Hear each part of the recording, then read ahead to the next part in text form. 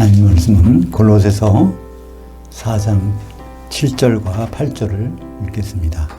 두기고가 내 사정을 다 너희에게 알려주리니 그는 사랑받는 형제여 신실한 일꾼이요 주 안에서 함께 종된 자니라. 내가 그를 특별히 너희에게 보내는 것은 너희로 우리 사정을 알게 하고 너희 그 마음들을 위로하게 하려 함이라. 시모함의 극치 골로새서 원전 강해. 오늘은 4장 두 번째 골로새서 마지막 시간입니다. 한 세 사람의 새 생활은 이렇게 하는 것. 그래서 교회 생활에 대한 부분을 살펴보겠습니다. 골로새서를 시모함의 극치라고 이렇게 표현해 봤는데요. 골로새서는 성경 중에서 가장 깊이 있다고 이렇게 하는 책입니다. 우리 1장을 더듬어 보면 거기에 맏아들이라는 단어가 두 번 나오죠. 1장 15절과 18절에 예수님이 죽은 자 가운데서 부활하심으로 그 맏아들이 되셨다. 성경의 맏아들이라는 표현은, 예수님이 맏아들이라는 표현은 5번 나옵니다. 근데 골로새서에서 2번이 나와요. 독생자에서 맏아들 됐다는 것은 엄청난 변화고 우리가 하나님의 은혜를 받는 길입니다. 그죠? 예수님이 맏아들 되셨기 때문에 이제 하나님 자녀들이 한 분이 아니에요. 굉장히 많이 생길 수가 있어. 그래서 우리가 그 은혜에 다가갈 수 있는 것입니다. 2장에서는 또 2장 16절, 17절에서 우리 중요한 사실을 발견하죠. 먹고 마시는 것, 안식일, 절기, 이건 다 그림자라는 겁니다. 실체가 그리스도의 것, 그 몸은 그리스도의 것이라는. 그래서 그걸 통해서 구약에 나오는 여러 가지 먹는 것, 마시는 것, 지키는 것, 이런 것들이 결국 예수 그리스도를 어떻게 발견하고 표현하고 하는 방법에 대해서 나온 것이라는 것을 우리는 깨닫게 되죠. 골로새서 3장 가면 10절에 거기 한 세 사람이 나옵니다. 그러니까 초우주적인 한 세 사람. 그것은 여러 성도들이 한 몸을 이루어 예수 그리스도 앞에 나타나게 될 그 세 사람. 현재는 교회의 모습으로 있지만 이제 한 몸이 되는 그 세 사람을 거기서 나타나고 있습니다. 그래서 그 세 사람이 어떤 모습으로 나아가야 될 것인가 거기에 대해서 다뤄봤고요. 오늘은 마지막으로 이 4장에서 이 사도와 성도 간의 어떤 관계를 표시하고 있는가, 그걸 통해서 교회가 어떤 모습으로 나가야 되는가를 살펴보도록 하겠습니다. 7절에 보니까 두기고가 내 사정을 너희에게 알려주리니 그는 사랑받는 형제요 진실한 일꾼이요 주 안에서 함께 종된 자니라. 여기 두기고가 나오는데요. 이 사람은 이제 이 편지를 가지고 로마에서 아시아 지역, 거기에 에베소하고 또 이 골로새 지역에 갖다 전달해 주는 사람 역할을 하고 있습니다. 거기서 그 역할이 뭐냐면 이걸 갖고 가서 전해주면서 더구나 두기고를 보내는 이유가 있다는 거예요. 두기고는 어디 사람이냐면 그 아시아에서 온 사람이에요. 같은 동네에서 왔기 때문에 우리도 그렇잖아요. 생면부지의 사람이 어떤 말을 하면 잘 그걸 믿을 수가 없어. 그죠? 근데 제가 말씀을 선포할 때도 제 말씀을 잘 이렇게 받아들일 수 있으니까 저라는 사람하고 접촉을 많이 해봐서 잘 알잖아요. 그러니까 그 말을 제대로 믿을 수가 있는 것처럼, 그래서 특별히 그 지역에는 다른 사람보다도 두기고를 보내서 이걸 전달하는 것입니다. 그래서 내 사정을 안다는 것은 내 개인적인 사정이 아니라 성경은 바로 어떤 부분으로 되어 있다죠? 사도들과 성도들, 그 둘이 이제 교회를 이루는 핵심입니다. 사도들은 교회 기초서, 성도들은 그 외에 건물이 돼서 완전히 이루어지는데 그 사도들이 뭘 하고 있는지를 거기 가서 일러주는 겁니다. 왜 그럴까요? 골로새서는 사도가 가서 말씀을 전한 적이 없어요. 그죠? 누가 가서 전했죠? 에바브라는 사람이 이제 거기 가서 전했는데, 그러다 보니까 교회는 꼭 사도들의 기초석이 있어야 되는데, 그래서 사도들의 영향력을 거기에 전달하기 위해서 내 사정, 이것은 이제 사도들의 하는 일, 그것을 이제 거기에 알려주려 하는 것입니다. 그리고 너희라는 것은 그냥 개인이 아니라 성도들, 사도가 성도들에게 사정을 알려주는, 그것이 교회를 이루는 핵심 내용인 것입니다. 그러니까 우리도 교회가 교회다운 교회가 되려면 어떻게 될까요? 그러니까 신약 성경의 내용을 제대로 알고 그 위에 서는 것이 진짜 교회가 되는 것입니다. 물론 구약 성경도 우리는 읽어야 되고 이해해야 되고 다 알아야 되지만 구약 성경은 어디까지나 예수님을 아는데 거기까지예요. 그 다음에 신약 성경은 예수님의 신부가 되는 모습을 우리가 어떻게 이루어갈까 그것을 말씀하고 있는 것입니다. 특별히 여기에 두기고를 어떻게 표현했냐면 형제라고 그랬어요. 두 번째는 일꾼이라고 그랬고 세 번째는 함께 종된 자. 그래서 종을 둘로스라고 그러는데 둘로스 거기에다가 쉰이 붙었어. 그러니까 함께도 그러니까 바울과 똑같은 역할을 할 수 있는 그런 사람을 골로새에 보냈다는 거예요. 그러니까 그냥 나라고 생각하고 이제 가서 맞이하라는 그런 표현으로 그러니까 우리가 교회 생활하면서 우리는 어떻게 사도에 대한과 성도들에 대한 그런 관점을 이제 서로 이어가고 있는 것입니다. 사도행전 20장 4절에 보면 그 사람이 나오죠.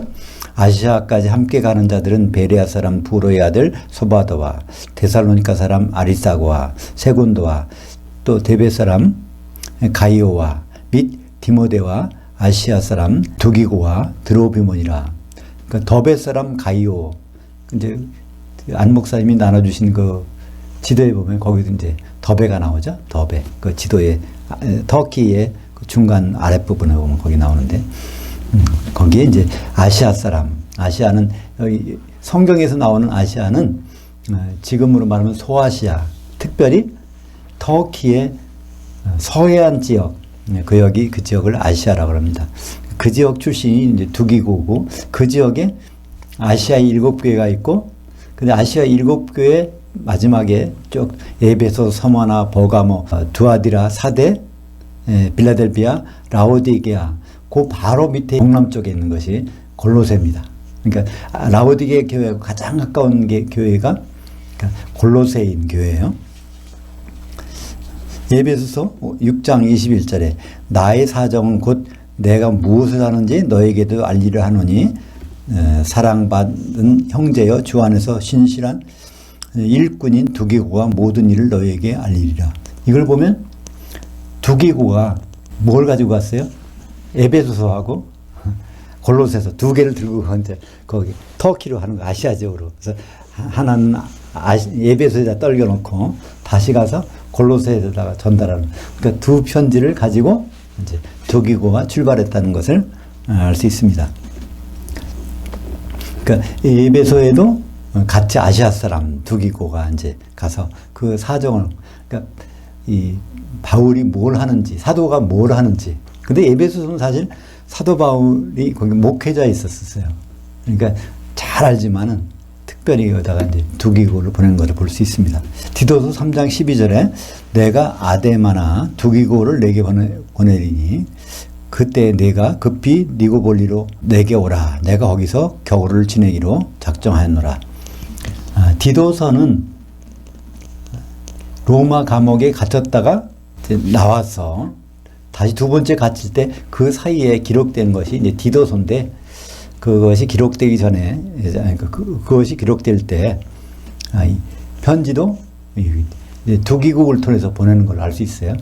그러니까 디도서를 받는 곳이 어디냐면 크레타 섬이죠. 크레테 거기 지도에도 나오지만 거기에 디도가 있었는데 디도를 잠깐 다른 데로 불러낼 때 그 자리에다가 두기고를 배치하는 것을 볼 수 있습니다. 이렇게 철저하게 교회에는 기초석이라고 할 수 있는 사도 못 가면 자기 사람들을 붙여가지고 교회가 든든히 설수록 하는 것을 볼 수 있습니다. 8절 내가 그 글을 특별히 너희에게로 보내는 것은 너희로 우리 사정을 알게 하고 너희의 그 마음들을 위로하게 하려 함이니라. 그러니까 사도 바울은 특별히 다른 사람보다도 이 동네 사람, 고기 사람 두기고를 보내서 이 사도들이 뭐 하고 있는지를 이제 알게 하라는 거예요. 그래서 이 골로새 교회가 여러 가지 어려움이 있었던 것 같아요. 그러니까 물론 물질적인 것도 어려움이 있겠지만 영적으로 신앙적으로 굉장히 왜냐하면 골로새 교회가 영지주의 또 유대교인들 그 섬에서 굉장히 혼란스러웠었는데 그거를 두기고가 물보내서 너희들이 거기 흔들릴 필요 없어. 바로 이것만 하면 돼. 그래서 그런 위로를 영적인 신앙적인 위로를 두기고를 보내서 해주고 있는 것을 봅니다. 고린도후서 11장 2절. 내가 하나님의 열심으로 너희를 위하여 열심을 내노니 내가 너희를 정결한 한 천으로 한 남편인 그리스도께 드리려고 중매했음이로다. 그러니까 사도인 바울이 교회를 대우는, 성도들을 대하는 생각이 있단 말이에요. 어디까지나 한 가지 생각. 어떤 생각이죠? 중매쟁이로서 그거에 관심을 갖고 있는 것을 볼 수 있습니다. 그래서 바울은 모든 교회에 대해 관심이 많지만 특히 그들을 어떻게 생각하냐면 예수님과 결혼해야 될 텐데 거기서 다른 교리에, 다른 이단 사설에 휩쓸리면 되겠느냐, 항상 그런 마음을 가지고 이제 쉽게 말하면 거기서 AS 하는 거죠. 애프터 서비스. 중매해놨는데 그 다음부터 계속 이제 돌보는 거예요. 성도들이 다른 길로 갈까봐. 에베소서 2장 20절에 바로 사도가 어떤 역할을 하는 사람이라는 것을 설명하고 있습니다. 너희는, 성도들은 사도들 곧 선지자들의 터 위에 세우심을 입은 자들이라. 예수께서 모퉁이 돌이 되셨느니라. 사도가 무엇하는 사람인지, 이에 비하면 성도들은 무엇하는 사람인지를 알 수 있습니다. 사도와 성도가 똑같은 게 아니에요. 역할이 달라. 그죠? 사도가 기초석이면 성도는 그 위에 세워지는 사람이에요. 성도가 사도 역할을 하면 건물이 이게 진행될 수가 없습니다. 그죠? 건물이. 그래서 사도. 근데 사도는 누구냐는 것이 그 설명이 나와 있습니다. 그 에베소서 2장 10절에 보면 사도들 앞에는 정관사가 있어요. 그 다음에 선지자들 거기에는 정관사가 없어. 그렇다면 명사 두 개가 연결될 때 앞에 명사는 정관사가 있고 뒤에 명사는 정관사가 없을 때는 뒤에 명사는 바로 앞에 것을 수식해주는 보호 역할입니다. 그죠? 보호 역할. 그러니까 사도는 바로 선지자. 그래서 요한계시록에 나오는 많은 선지자들이 나와요. 또 베드로전서에서 선지자가 나와. 그때 선지자는 구약의 선지자가 아니라 바로 신약의 사도들을 가리키고 있습니다. 거기에서 그 사도들이 선지자 역할을 한다는 겁니다. 선지자가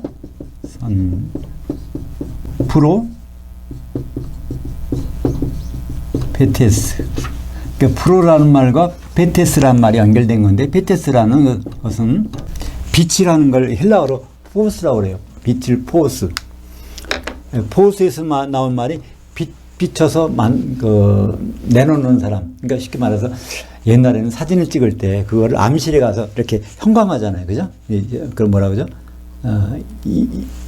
암실에 가서 하는 것을 네? 현상하는데 그런 일을. 그러니까 하나님의 속마음을 바깥에 드러낸 현상에서 내놓는 거예요. 그림으로 쫙 펴놓는 거. 그것이 바로 사도들의 일이란 말이에요. 프로라는 것은 바깥으로. 페테스라는 건 사진을 현상해서 그런 뜻이 선지자 역할입니다. 그러니까 구약의 선지자도 그런 역할을 하는 사람이에요. 근데 신약에서는 그 역할을 누가 한다고요? 사도들이 하는 거예요. 그러니까 그 역할은 아무나 하는 게 아니라 예수님의 12사도만 그 역할을 할 수 있도록 돼 있어요. 그러니까 지금도 사도의 역할을 한다 내가. 그건 잘못된 거죠. 예수님이 12사도만 세우셨으니까.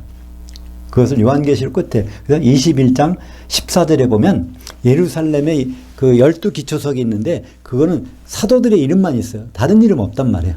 그러니까 하나님의 뜻을 알려면 사도들, 신약 성경으로 교회를 세우는 일을 할 수 있습니다. 9절을 보겠습니다. 신실하고 사랑을 받는 형제 오네시모를 함께 보내노니 너희에게서 온 사람이라. 그는 너희에게서 온 사람이라. 그들이 여기 일들을 다 너희에게 알려주리라. 그러니까 두기고를 보낼 때 오네시모를 같이 보냈다고 되어 있어요. 그러니까 이 오네시모는 어디 나오는 사람이냐면 빌레몬서를 읽어보면 거기에 오네시모가 나와요. 이 오네시모는 빌레몬이 주인을 배반하고, 그러니까 주인에게 잘못을 저지르고 도망갔어요. 노예 신분이었는데 로마에 가갖고 바울을 만나서 거기서 예수님을 영접하고 그 바울이 형제가 된 사람이에요. 그 형제 거기서 데리고 있으면 되는데 그걸 보내는 거예요. 빌레몬한테. 그 빌레몬이 사는 곳이 어디냐면 골로새에 살고 있단 말이에요. 그러니까 거기에 이제 보내준 그 오네시모를 같이 보내면서 예수님 사도 바울의 사정을 잘 알 수 있도록 이렇게 해주는 것을 볼 수 있습니다. 빌레몬서 1장 10절. 빌레몬서가 네 번째 옥중서신이죠. 그죠? 에베소, 골로새, 빌립보, 그 다음에 빌레몬. 이것이 바로 로마 감옥에서 같은 시기에 기록해서 이제 들고 간 편지입니다. 두기고와 오네시모가 갇힌 자 중에 낳은 아들 오네시모를 위하여 내게 간구하노라. 16절 빌레몬서 1장 16절 이후로 종과 같이 대하지 아니하고 종 이상으로 곧 사랑받는 형제로 둘 자라.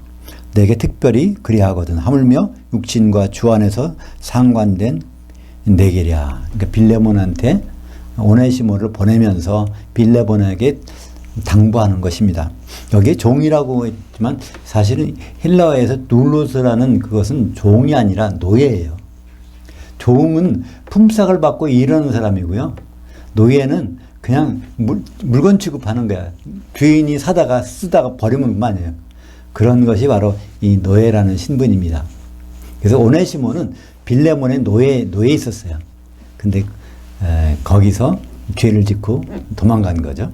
그 사람이 이제 복음 안에서 변화돼서 주인한테 가는 장면이 빌레몬서에 나와 있습니다. 10절을 골로새서 4장 10절을 보겠습니다.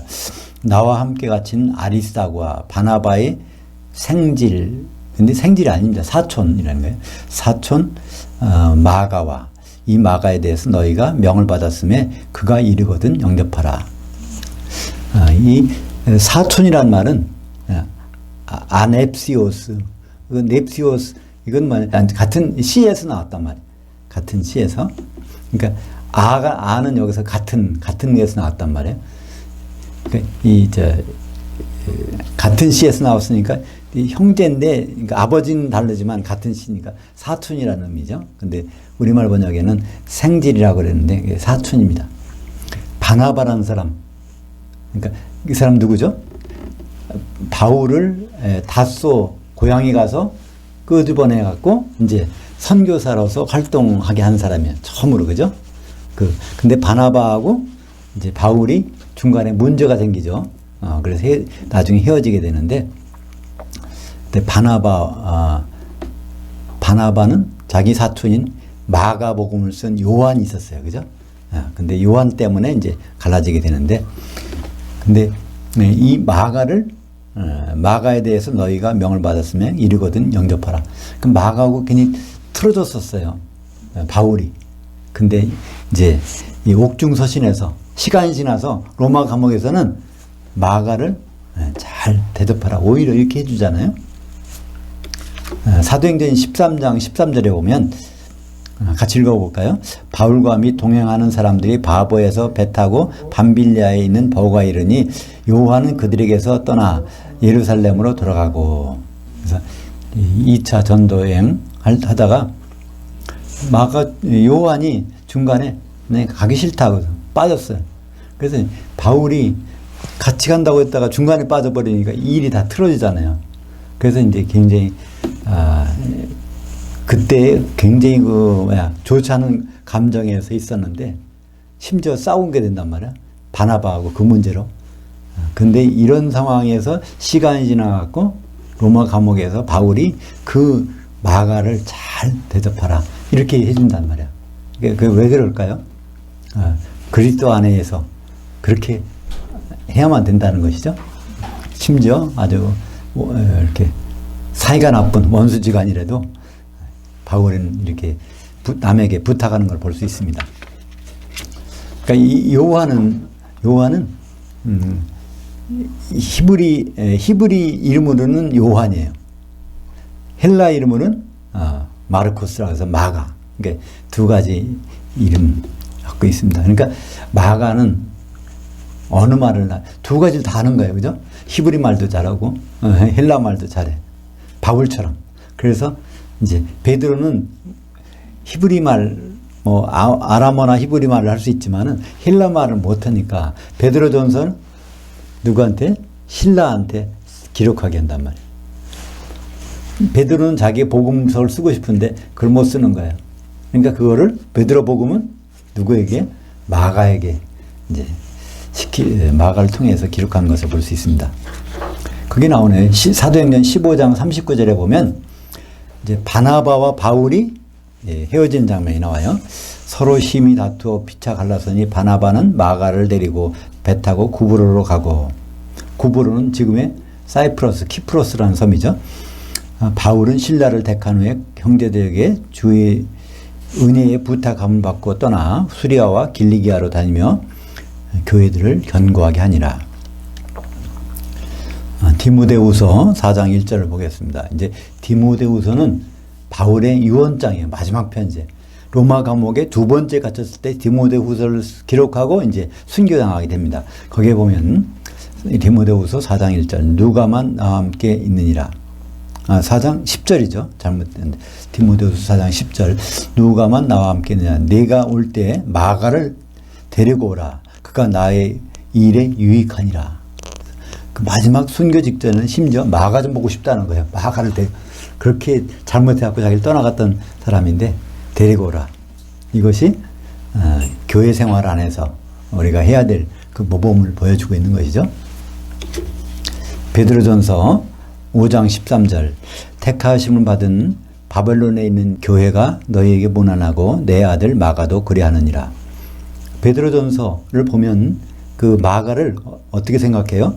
내 아들이라고 그러는데 이건 번역이 좀 잘 안 된 거예요.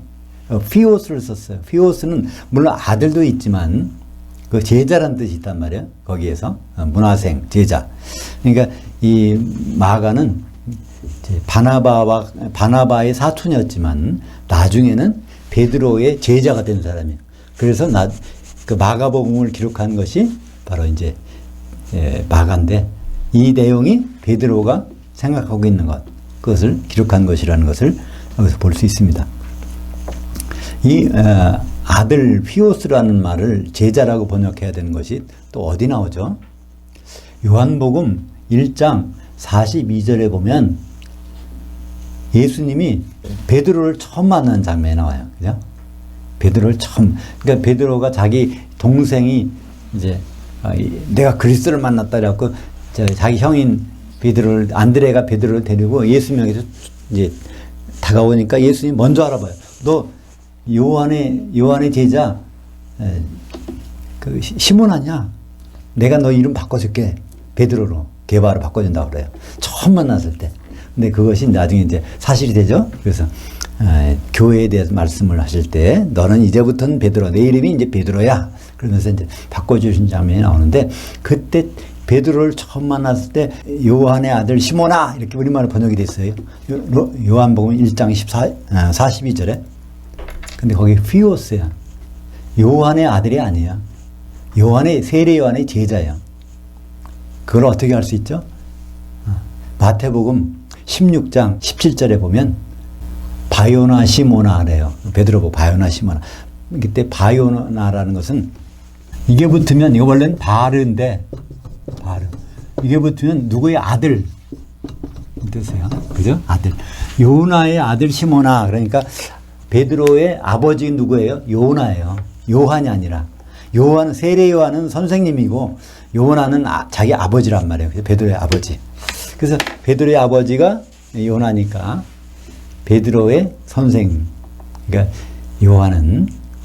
베드로는 시몬이었을 때 세례 요한의 제자였다. 그래서 이 피오스는 제자라고 쓰는 경우가 많이 있습니다. 마찬가지로 마가 요한은 베드로의 제자였습니다. 근데 여기에 베드로전서 5장 13절에 택하심을 함께 받은 바벨론에 있는 교회가 너에게 무난하고 이렇게 번역이 됐잖아요. 이건 교회라는 말이 없어요.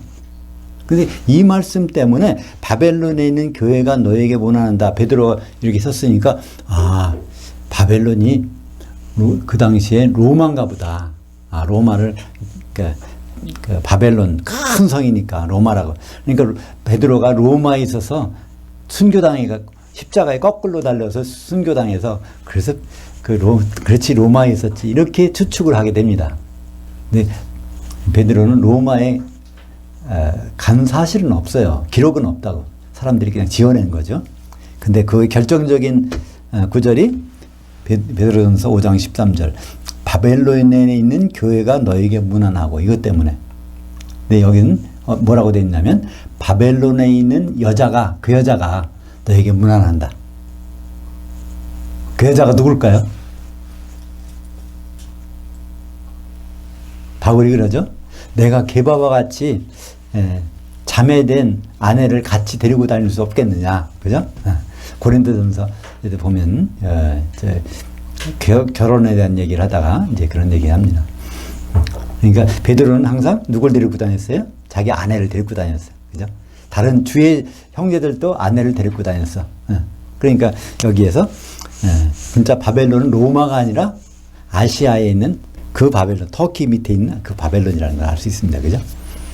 거기에 아내, 나도 문안하고 내 집사람도 그 아시아에 있는 그 교회, 이 아빠도기아 본도 거기에 있는 그 성도들에게 문안한다. 이렇게 말씀하고 있는 것입니다. 고린도전서 9장 5절. 우리가 다른 사도들과 주의 형제들과 게바와 같이 믿음에, 여기 있네. 믿음에 자매된 아내를 데리고 다닐 권리가 없겠느냐.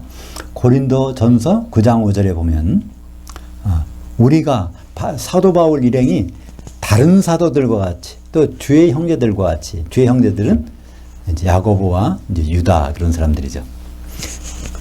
또 게바와 같이, 그러니까 모든 사역자들은 당시에 어떻게 했어요? 부부 동반하고 다녔다는 거예요. 여기저기. 그러니까 그때는 이제 혼자 다니기가, 그냥 가족을 떼놓고 다니기가 어렸던 모양이죠. 그러니까 부부 동반해서 모든 사역지를 돌아다니는 설명이 나오니까 베드로가 자기 아내 된 사람과 같이 다닌다. 그래서 안부도 전하는 것을 베드로전서 5장 13절에 바벨론에 있는 그 여자, 내 아내도 편지한다. 이런 말이 나오는 것입니다. 골로새서 4장 11절입니다. 유스도라는 예수도 너에게 문안하느니라. 그들은 할레파이나 이들만은 하나님 나라를 위하여 함께 역사하는 자들이니 이런 사람들을 이 나라의 위로가 되었노라. 유스도라는 사람이 나와요. 영어로 하면 justice. 그러니까 뭐라고 그러나요? 정의를 실행하는 사람이다. 이런 이름인데, 유스도라 하는 예수, 별명이 이제 아주 이 사람이 정의로운 사람이에요. 정의의 사나이인가 봐. 그러니까 이 사람이 원래 본명은 예수인데 정의로운 사람, 별명이 유스도라는 사람. 그 바울을 잘 대해줬단 말이에요. 이 편지에 여기다가 유스도를 붙여서 이런 사람에 대해서 이렇게 안부를 전하는 거. 그러니까 이걸 보면서 우리가 성도 간의 교제 이런 내용이 나오는 거예요. 그죠? 편지에 다른 내용, 너희들 밥 먹었냐, 뭐 무슨 일이 없냐, 이런 묻는 게 아니라 다 누구 각 사람, 각 형제들에 대해서 바울의 관심을 보여주는 것이 있습니다. 성경에 유스도라는 이름이 3번 나와요. 사도행전 1장 23절과 사도행전 18장 7절. 그러니까 12사도를 중에서 사도가 한 명이 우리가 없네. 그래서 12사도를 채우려면 한 명 뽑아야 되겠네. 그때 뽑힐 뻔한 사람이 이제 유스도가 나와요. 사도행전 1장 23절. 그들이 두 사람을 내세우니 하나는 바사바라고도 하고 별명은 유스도라. 하나는 요셉이요, 하나는 마띠아라. 그래서 마띠아를 이제 사도로 사람들이 뽑죠. 진짜 사도는 아니지만 그때 거기에 경쟁자가 한 명이 요셉인데, 요셉이 별명이 바사바 또는 유스도. 정의로운 사람이에요. 그 사람. 또 사도행전 18장 7절에 이제 거기서 옮겨 하나님을 경외하는 디도 유스도라는 사람이 집에 들어가니 그 집은 회당 옆이라. 또 디도 유스도가 나와요. 이 디도는 디도서에 해당하는 디도는 아닐 거예요. 여기 고린도에 살고 있는 사람이니까 그 사람도 정의로운 사람인가 봐. 그러니까 이 별명 유스도를 붙여놨어요. 골로새서 4장 12절 13절을 같이 읽겠습니다. 그리스도 예수의 종인 너에게서 온 에바브라가 너희에게 문안하느니라. 그가 항상 너희를 위하여 애써 기도하며 너희로 하나님의 모든 뜻 가운데서 완전하고 확신 있게 서기를 구하나니 그가 너희와 라오디게아에 있는 자들과 히에라볼리에 있는 자들을 위하여 많이 수고하는 것을 내가 증언하노라. 여기 이제 에바브라에 대한 얘기가, 골로새를 개척한 사람이 누군가 하면 에바브라예요. 바울의 제자 에바브라가 골로새에 가서 복음을 전하고 교회를 개척했는데, 그 이제 에바브라가 이때 여기 왔었나 봐요. 로마에 왔어. 그러니까 그 자리에서 그러니까 두기고 편에 이제 편지 보낼 때 문안하고 있는 것, 골로새 교인들에게. 참 감회가 새롭겠죠.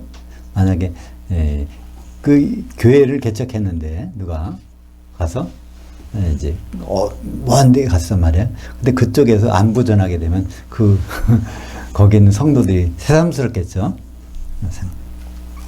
골로새서 1장 7절 에바브라가 어떤 사람인지 나옵니다. 이와 같이 우리와 함께 종된 사랑하는 에바브라에게 너희가 배웠나니 그는 너희를 위한 그리스도의 신실한 일꾼이요. 14절입니다. 사랑받는 의사 누가와 또 데마가 너에게 문안하느니라. 로마 감옥에 첫 번째 갇혔을 때는 누가 있어요? 누가와 데마가 같이 있어요. 그죠? 거기서 그냥 이제 문안까지 해. 골로새 교회 사람들에게 문안한단 말이에요. 그 로마 감옥에 두 번째 갇혔을 때 이 데마는 어떻게 됐을까요? 누가는 그대로 있는데 데마는 거기서부터 가버려요. 이것이 이제 성경에서 가장 슬픈 기록이라고 할 수 있어요. 디모데후서 4장 10절, 11절, 12절 같이 보겠습니다. 데마는 이 세상을 사랑하여 나를 버리고 데살로니가로 갔고, 그리스도는 갈라디아로, 디도는 달마디아로 갔고, 누가만 나와 함께 있느니라. 네가 올 때 마가를 데리고 오라. 그가 나의 일에 유익하니라. 두기고는 에베소로 보내었노라.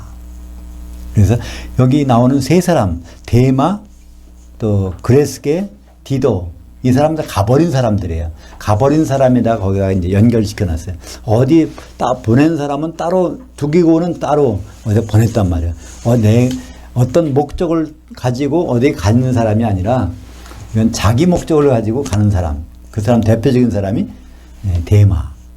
그러니까 골로새서를 기록할 때만 해도 바울 옆에서 누가와 바울 옆에서 같이 있었는데, 두 번째 이제 감옥에 갇혔을 때는 이제 데살로니가로 떠나버렸습니다.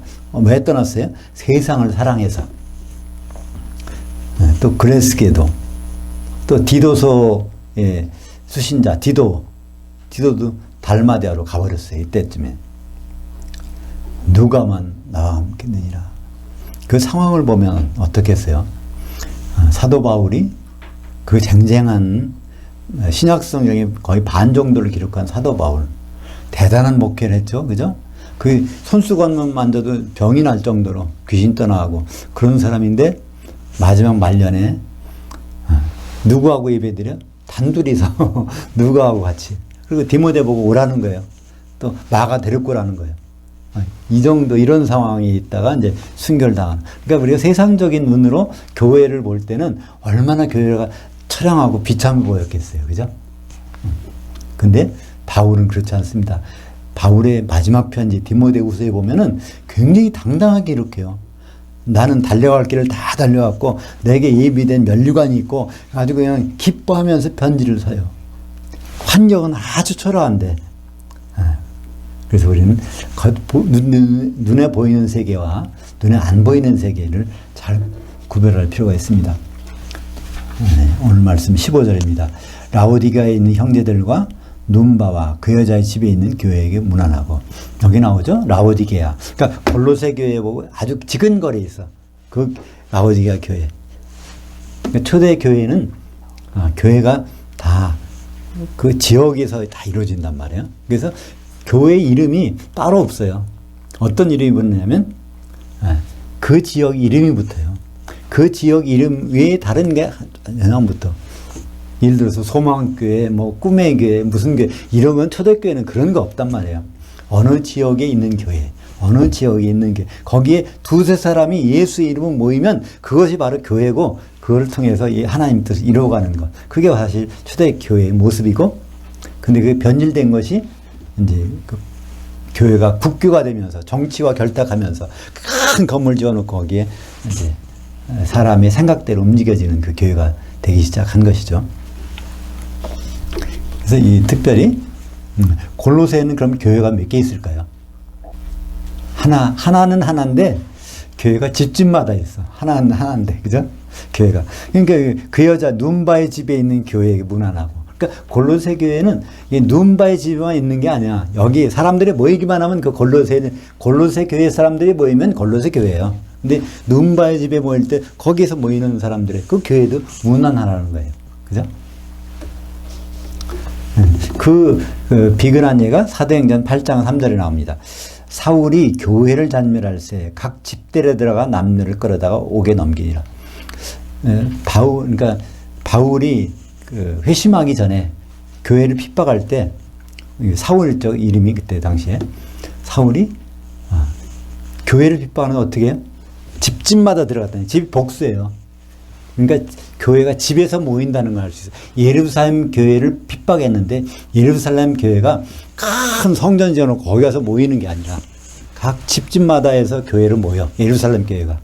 근데 거기 집집마다 다니면서 끌어다가 목에 이제 가준단 말이에요. 그것이 이제 그걸 통해서 교회의 모습이 어떤 거였는가.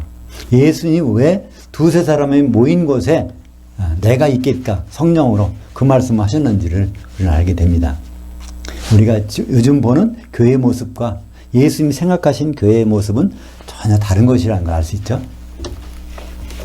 로마서 16장 3절과 5절을 보겠습니다.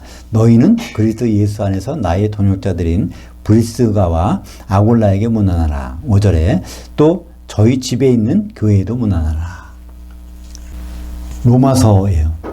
이 로마에 있는 교회에다가 보낸 편지야.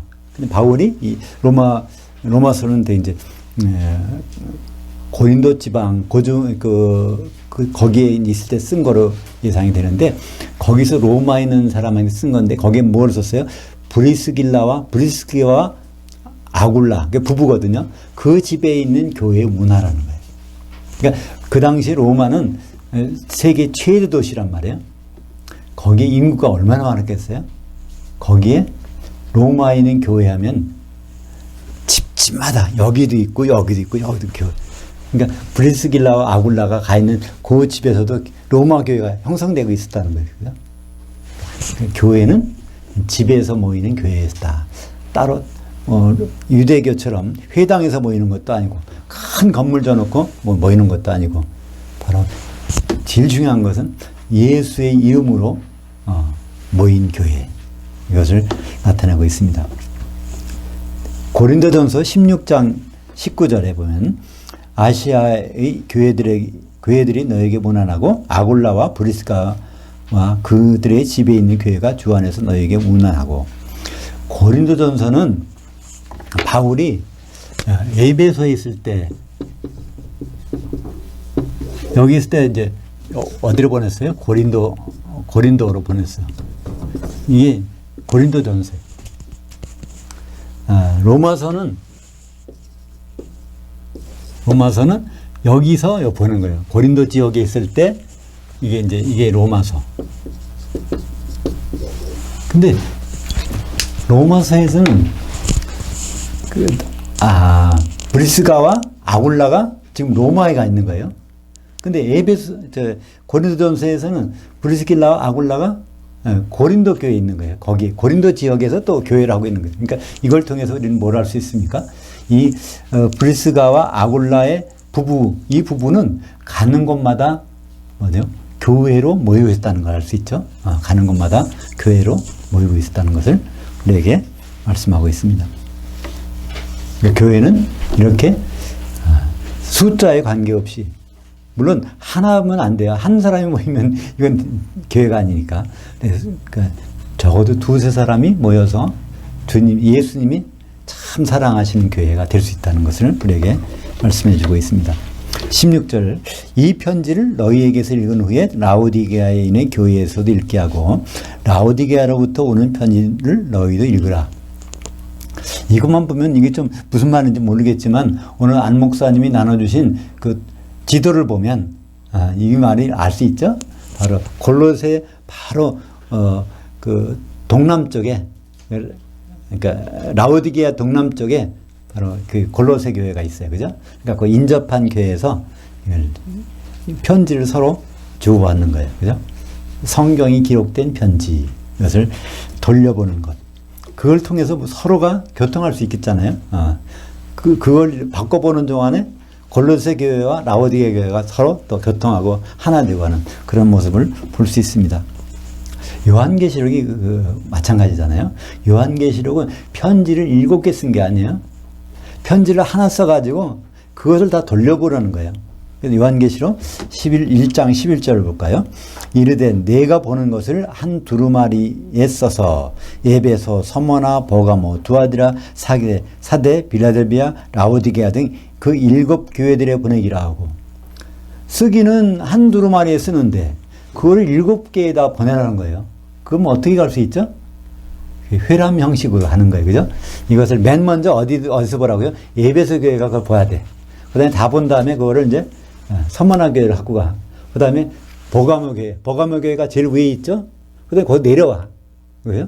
그 다음에 두아디라, 거기서 사대, 빌라델비아, 라오디게아. 그러니까 그걸 잘 에베소 교회부터 쭉 연결하면 하나의 열쇠 모양이 된다고 그래요. 이렇게 갖고 반모섬까지.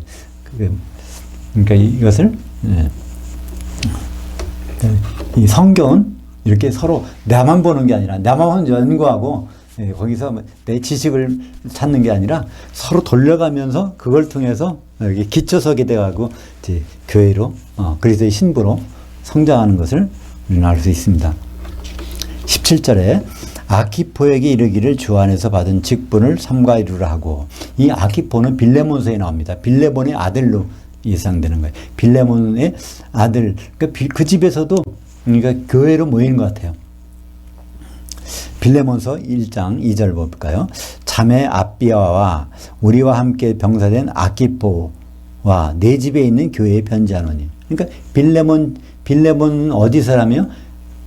골로새 사람인데 골로새에는 눈바 집에도 교회로 모이고 있고, 또 아키포 집, 빌레몬 집에도 교회로 모이고 있는데 그 아들이 아키포가 거기에서 이제 집사든지 장로든지 그런 역할을 한 것 같아요. 그죠? 집사 역할을 한 것 같아요. 마지막 절 18절 나 바울은 친필로 문안하노니 내 메인 것을 생각하라. 은혜가 너희에게 있을지어다. 이 말은 사실은 바울이 왜 어떤 입장에서 말합니까? 사도인 입장에서 말하는 거예요. 성도들에게. 나 지금 사실 바울이 매여 있어요. 로마 감옥에서. 근데 실제 매인 것은 어디에 매여 있을까요? 예수 그리스도의 사슬에 은혜의 사슬에 매여 있다는 거예요. 그죠? 하나님이 나를 왜 매여 놓겠느냐? 바로 너희들 때문에 그렇다는 거예요. 그죠? 한 신부로 세워지기 위해서 날 중매쟁이로 이렇게 묶어놨지 않느냐. 그러니까 너희들이 주님을 어떤 모습으로, 신랑의 모습으로 그리며 준비해야 될 것을 당부하고 있는 것을 볼 수 있습니다. 골로새서 4장 3절 여기 한 번 더 나왔었는데요. 또한 우리를 위하여 너희가 기도하되 하나님이 전도할 문을 우리에게 열어주사 그리스도의 비밀을 말하게 하시기를 구하라. 내가 이 일 때문에 매임을 당하였노라. 그리스도의 비밀은 그리스도가 교회와 결혼하는 거예요. 이것 때문에 나를 메워놨다는 거야. 그러니까 나를 중매쟁이로 꼼짝달싹 못하게 나를 세워놓으셨다는데. 근데 나의 모습을 보면은 뭘 생각해요? 결혼을 생각해야지. 우리가 중매쟁이 모습을 보면 그 순간에 내가 누구와 결혼해야 되나? 이건 당연히 생각하는 거 아니겠어요? 그죠? 우리는 어떤 사람이 약혼을 했어요. 그렇다고 24시간 신랑만 생각하는 거 아니잖아요. 신부만 생각하는 거 아니잖아요. 근데 길 가다가 중매쟁이를 봤어. 그러면 그때는 무슨 생각하겠어요? 그래서 결혼해야지. 결혼 준비. 이거 생각 안 할 사람이 없잖아요. 그러니까 그리스도의 비밀을 갖고 있는 바울을 생각할 때마다 성도들은 생각하는 게 있어야 된단 말이에요. 그죠? 우리가 신약 성경을 이렇게 마주할 때마다 생각할 게 있어야 된단 말이야. 여기에 비밀이 뭐냐면 그리스도와 교회의 결혼인데, 그러면 주님이 신랑을 오실 텐데 우리는 지금 뭐 하고 있지? 그런 생각을 적어도 성경을 만져볼 때마다, 펴볼 때마다 우리는 이거 생각해야 될 것입니다. 골로새 성도들에게 바울이 부탁했던 그것은 바로 오늘날 우리에게도 동일하게 사도들의 말을 대할 때마다 우리는 어떤 모습으로 준비가 되어야 되는지를 다시 한번 생각할 수 있게 되는 것입니다. 기도하겠습니다. 하나님 아버지 감사합니다. 심오함의 극치, 그리스도의 비밀을 낱낱이 우리에게 공개해 주신 하나님 아버지 감사합니다. 우리는 이 세상 사람이면서도 동시에 우주에 없는 한 세 사람으로 우리를 세워주심을 감사합니다. 우리가 날마다 사도들의 모습을 보고 중매쟁이 모습을 보고 우리의 신분이 무엇인지, 우리가 뭘 준비해야 되는지를 잘 생각하고 신랑 예수님을 받을 수 있도록 인도해 주시옵소서. 예수님 이름으로 기도합니다.